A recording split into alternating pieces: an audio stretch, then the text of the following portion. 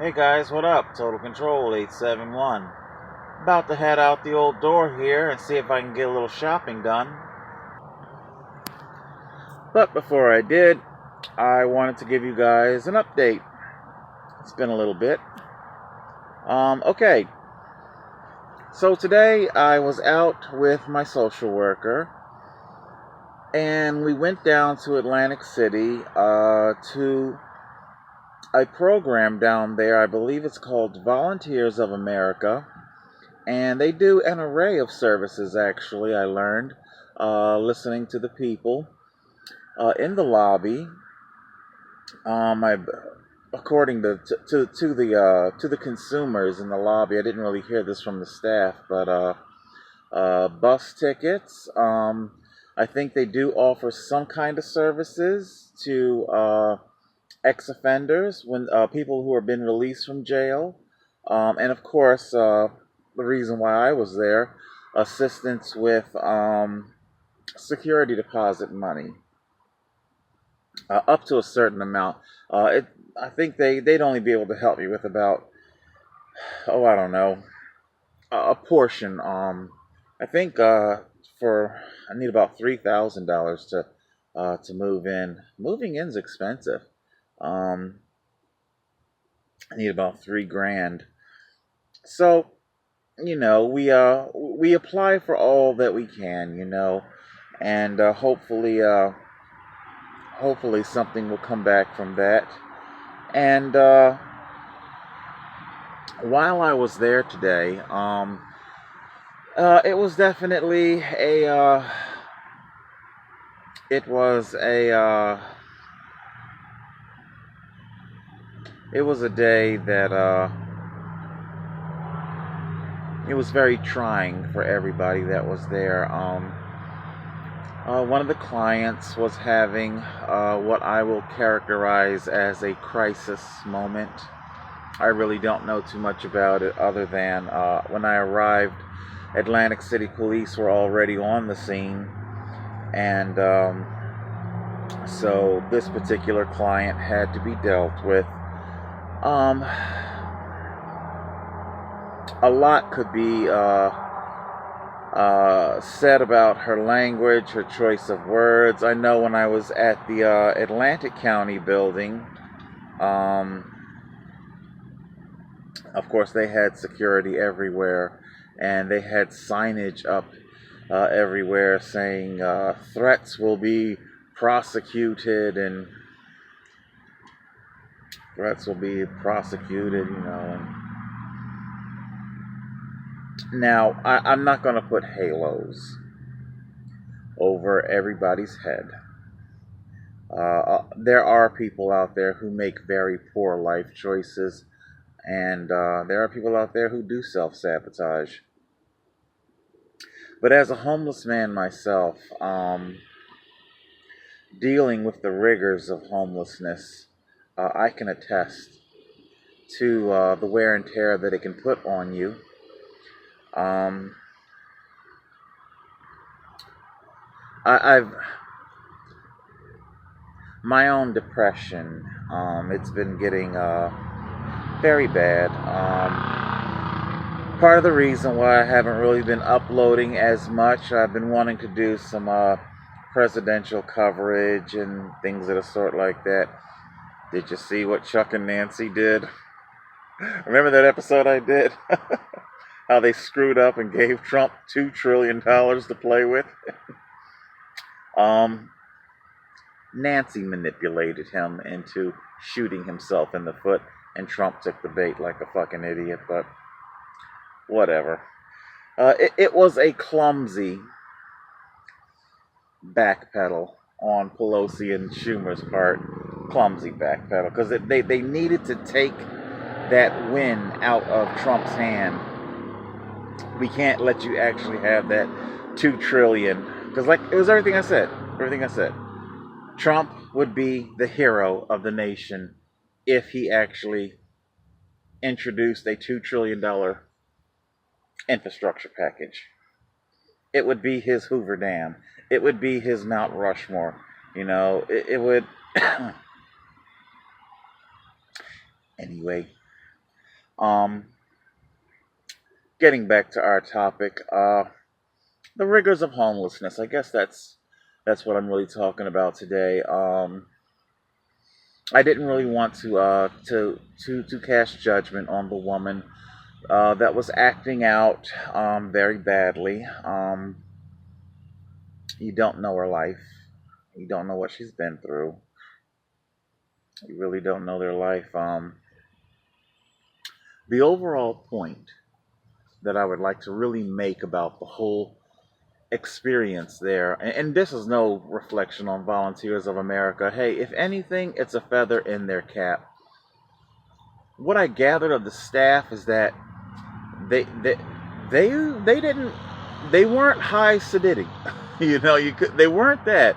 Um, this was a staff that seemed to understand that you are dealing with people who have been through hell in life and are going, currently going through hell, and you can't have paper thin skin. I saw them put up with a lot of shit, and I also observed how the rigors of their clients' homelessness are taking a toll on the staff. Their lives. It it just chips away at us all. Like an ice pick. It chips away at all of us. The consumers, the clients, the staff, the police that had to respond. We're all just being eroded away by this fucking poverty, man. Eroded away by poverty. And why did we let it get this bad? We let it get this bad, and of course only when certain demographics began to fall asunder. When the opioid, what they're calling a crisis, funny, it was never called crisis when it was black people who were, struggling. But middle class white people, now it's a crisis. I'm not saying that it's not a crisis. I'm just taking issue with how the different races are, how the matter is approached differently depending on the race and the demographic, the economic and race demographic.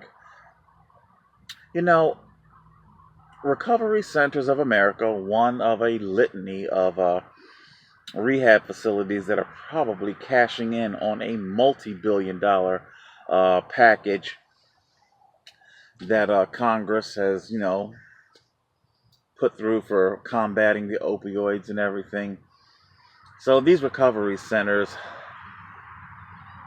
we're we're not going to talk about who owns them, and it's not today's topic. But these recovery centers, I just couldn't help but pay attention to their advertisements. They had a billboard up on the road. They have because they want to appeal to basically everybody's insurance money. They had one.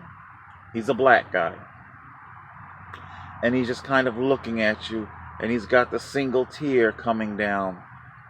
Obviously, the person who put together that advertisement campaign seemed to understand that if it's a black person that you are advocating for, then you must elicit sympathy, the tear, the pain.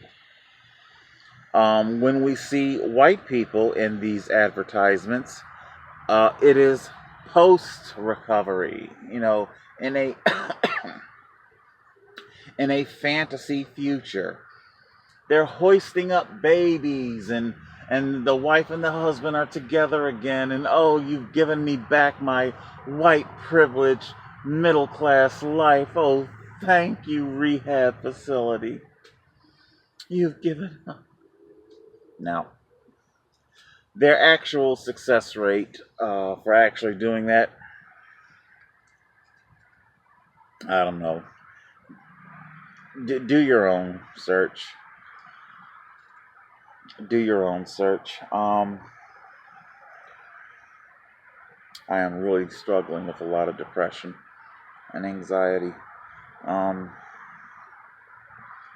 so, the rigors of homelessness, that's what we're talking about. And, but yeah, we see how advertisers will even approach the different races in different ways. Why did we let homelessness get this bad? In the wake of our 0809, we saw scores of, demographics who aren't normally thought of as homeless get turned out onto the street as homeless. Uh, Alarm bells go off letting you know that something is different. Something has to be done, but of course, too little, too late.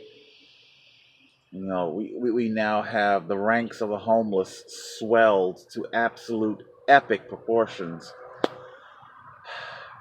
And here you are once again after letting a problem sit and fester for so long, and now you have to deal with it. I came across one particular possible solution.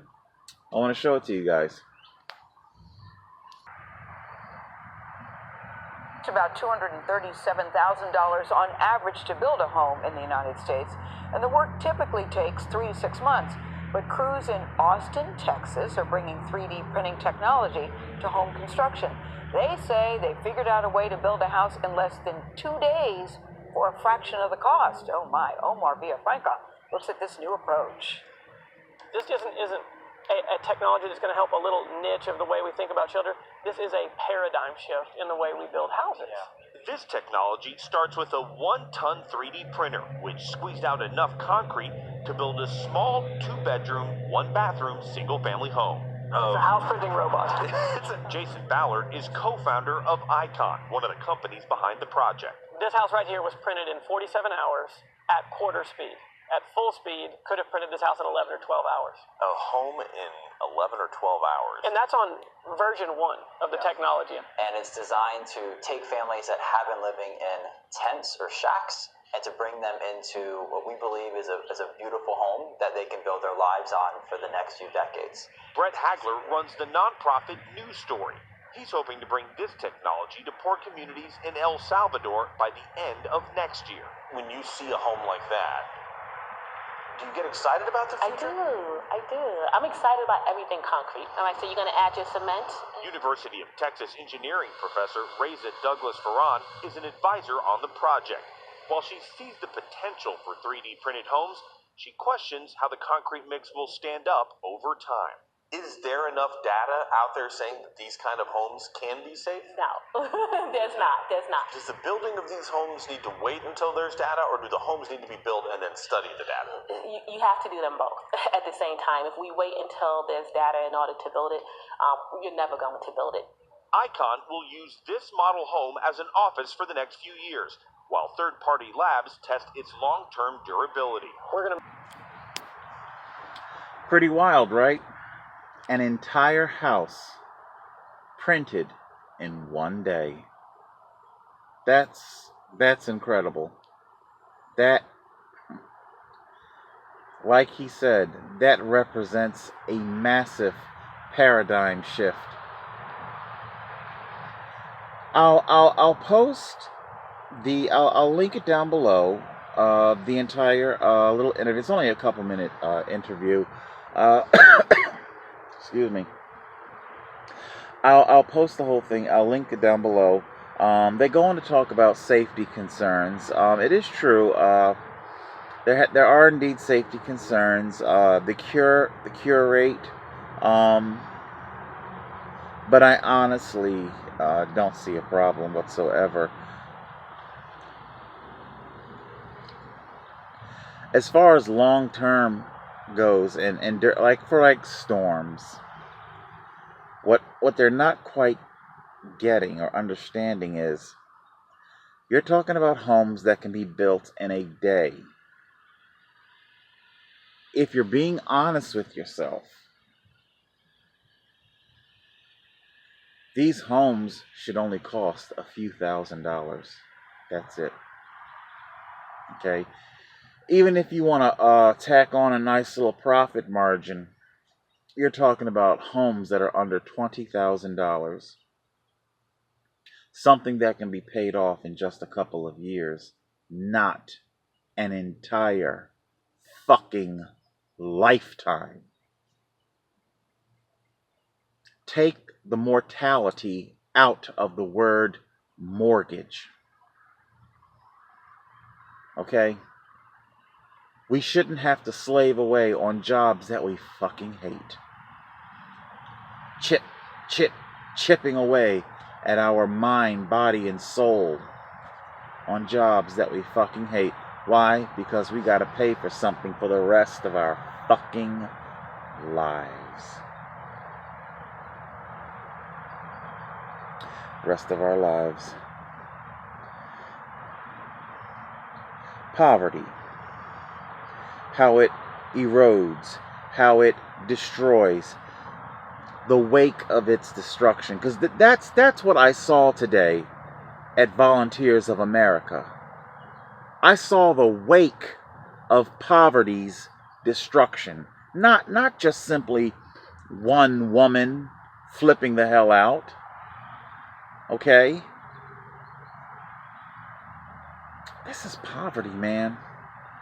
And I get it. There's always going to be screw-ups, fuck-ups, and people that are just going to shoot themselves in the foot no matter what. Some people you just can't help. But like our construction engineer said, this is a paradigm shift. This is a whole new game changer. 3D printed houses, okay? He's over in El Salvador. Dude, I can tell you right now, Tornado Alley, Florida Panhandle, California wildfires, okay?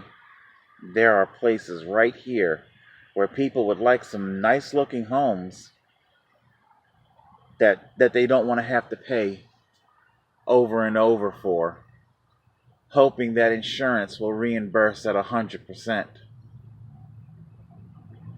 And then, of course, you get into the whole insurance racket. Who owns insurance?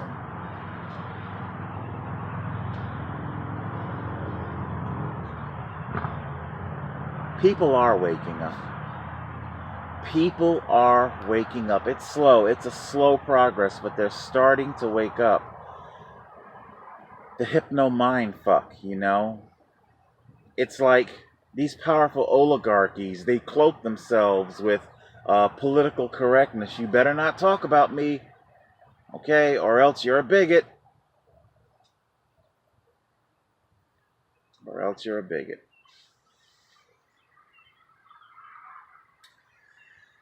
Okay, like I say, I'm still struggling. We're getting stuff together, you know. We're edging closer to my move-in. I don't exactly know when we're going to be able to move in, but it's getting close, very close. I got energy assistance. How about that? I learned today that I will be getting assistance with energy. Okay, let's see if we can wrap things up with something really positive here. Yeah, so you know, big shout out to all of the people down at Volunteers of America. I feel you. You know, you're dealing with a lot. It's a daily grind. And God bless clients like myself, people who, you know, who come and are in need of your services.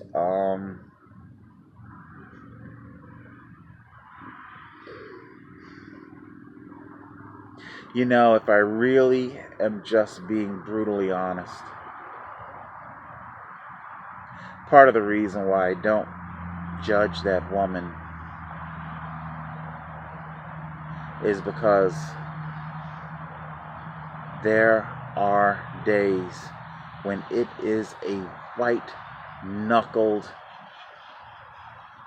effort, a concerted effort to just hold on and not go roaring off into the abyss. Because how that woman was behaving today, that represents the abyss. That dark place that once your mind goes, there is no guarantee that it could ever come back.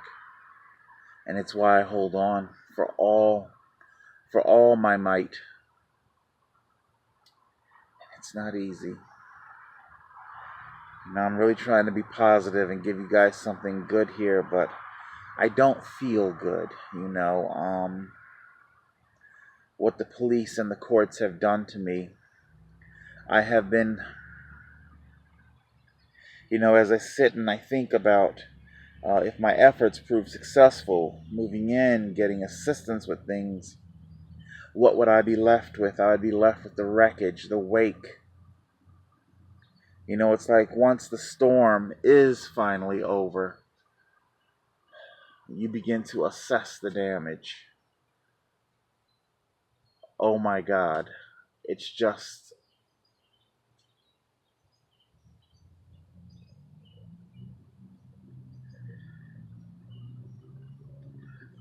I can't even say the storm is over.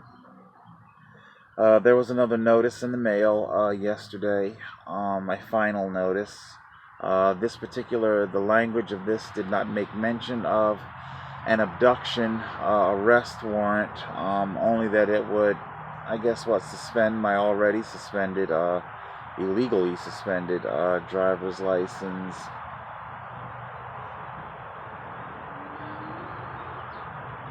Like I say, it's so hard holding on.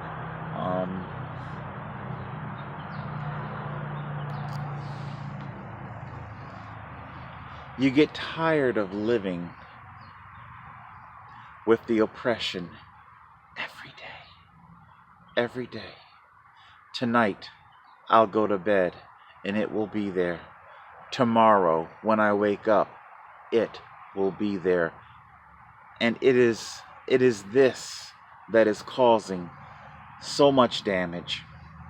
Damage that what I'm supposed to live with for the rest of my life, what makes you think I want to live with that?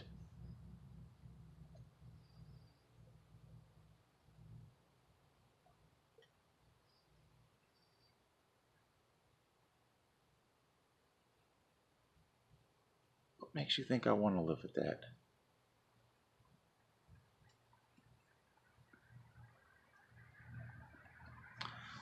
Check my time here. There's one more thing I want to say before I close out.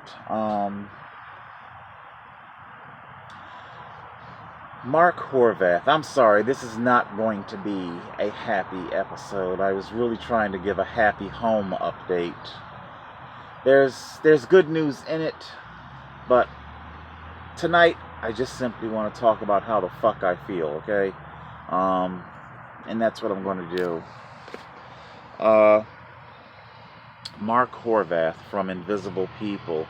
The man does countless interviews with homeless people on the street. And every now and then, he'll do an interview that it does tend to kind of linger with you and haunt you, I believe one of his last ones, I'll link it down below. A guy who went through a lot. His mind fractures. The wake of destruction that he's now left to live with. To live in ruin. To live amongst the ruins of your life. Toward the end of the interview, Mark asked one of his usual questions. What's your future like? And I think the guy may not have thought about it either ever or in a long time. And you can tell that it was really tearing him up. Because you could tell, he knows how to survive. And that's what the future is. Survival. Whatever it is I've got going on here, you can put on your rose-colored glasses and your bushcraft-colored glasses and see it as a cool excursion, but all it is just survival. It's not living. The days, the months, and the years are ticking by, and they're starting to move faster and faster. I think that guy, when he started to think about how his life is, how so much of it has been wasted on the ruins of poverty, and how all he has to look forward to are the ruins of poverty. It makes me think of my own life, and how all I have left ahead of me are the ruins of poverty. I'm not wealthy enough to own your car, so I have to ride a bike. And then the police punished me for my poverty. Because I don't live my life in a conventional way. Because I don't want your trappings of society. Because I rail against your continuity. Because the law is on my side. Tyranny. Corruption. And I am left to deal with the wake of this.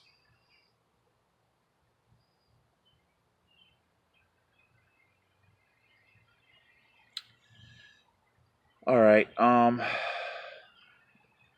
Hopefully I'm getting through to you guys. Sometimes people come up to me on the street and they're like, "Hey, aren't you that guy? And I like your channel. It's so funny." I'm a little confused with that. People think I'm funny. I don't know. I didn't know that this was a comedy channel. I'm trying to educate people.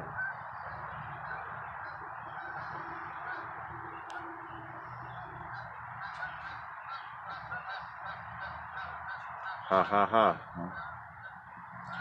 Total Control 871.